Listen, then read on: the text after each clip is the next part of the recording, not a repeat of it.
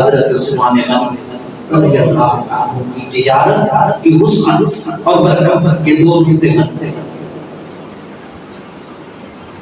پہلے بھی آپ سنوں کہ حضرت عثمان غنی رضی اللہ تعالی عنہ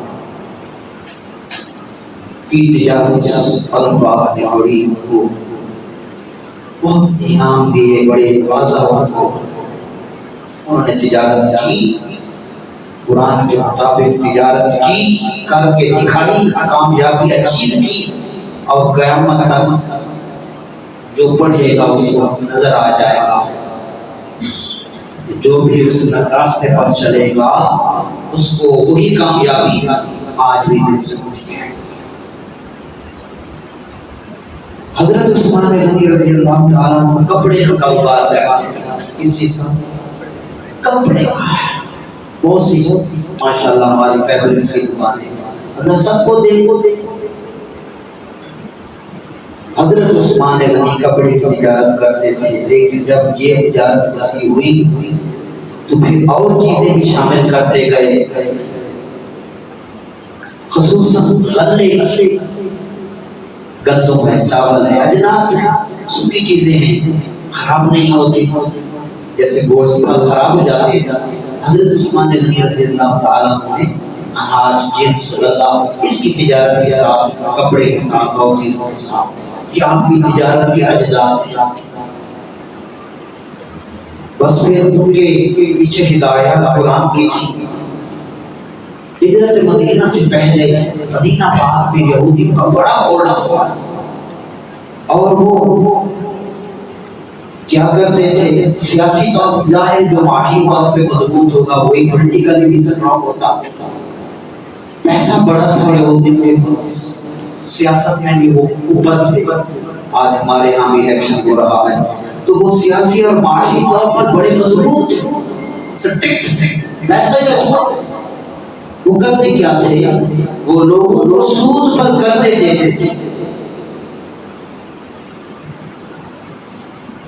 ایک روپیہ دیا، 1000 آ گیا، لے روپے، سود پر کاروبار تھا جو آج بھی آپ سود کے چکر میں پچھلا نہیں اترتا، IMF آپ کو کچھ نہیں دیتا۔ طالبان کو کیا پڑی ہے اس چیزوں کی؟ یہ ہم ہاتھ جوڑ رہے ہیں کیونکہ ہم نے قرآن سے بغاوت، اللہ نے حرام قرار دیا، اپنے ساتھ اعلان جنگ۔ جو سود کا کاروبار کرتا ہے تیسرے سپاہی وہ اللہ کے اس کے ساتھ اعلان جنگ۔ اب چاہتے تو حضرت عثمان غنی بھی وہی کام کر لیتے کہ یار یہاں تو بیٹھی گراؤنڈ بنا ہوا ہے، میں بھی ذرا سود سے کاروبار شروع کرنا۔ نہیں، ان کو علم تھا کہ ان کی نظریں لوگوں کی جیبوں پر ہیں۔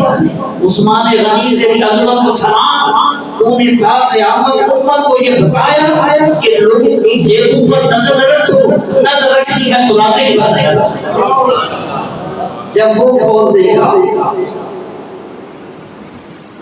جب وہ دے گا تو پھر روکنے والا۔ آپ نے کیا کیا؟ آپ کی تجارت نے مدینہ کی فضا ہی بدل کے رکھ دیا۔ وقت بہت سارے میں بالکل شارٹ لیا سکتا۔ آپ کی تجارت میں ناجائز منافع خوری، ناجائز منافع یا زیادہ منافع، یہ دو باتیں آپ سارے سمجھ رہے ہیں۔ ایک ہے ناجائز منافع، ایک ہے زیادہ منافع۔ آپ کے خرچات ہیں 10,000، آپ دے رہے ہیں 50,000 کاروبار، یہ نہ کریں۔ ناجائز منافع خوری، زیادہ منافع خوری کی لالچ کا تصور بھی نہ تھا، اور ناجائز طریق کو گناہ عظیم سمجھتے آپ کی ذہانت اور دیانت کی وجہ سے۔ بس پھر چونکہ جو تھا ظاہرہ وہی اندر، جو باہر تھا وہی پیٹی کے نیچے بھی وہی عام تھا، جو ظاہر وہی باتیں، جیسے خود پاک صاف تھے، مال بھی پاک صاف ستھرا، 100% کلیئر مال تھا۔ سنیے میرے استاد صاحب کے الفاظ ہیں، بس پھر جب شہرت ہوئی آپ کی ذہانت محنت اور دیانت کی وجہ سے تجارتی منڈیوں میں غیر مسلمان جو کلمہ حضور کا نہیں پڑھتے تھے، نماز روزہ حج زکات تسبیحاں نہیں پڑھتے تھے، وہ کہتے تھے اسلام کیا؟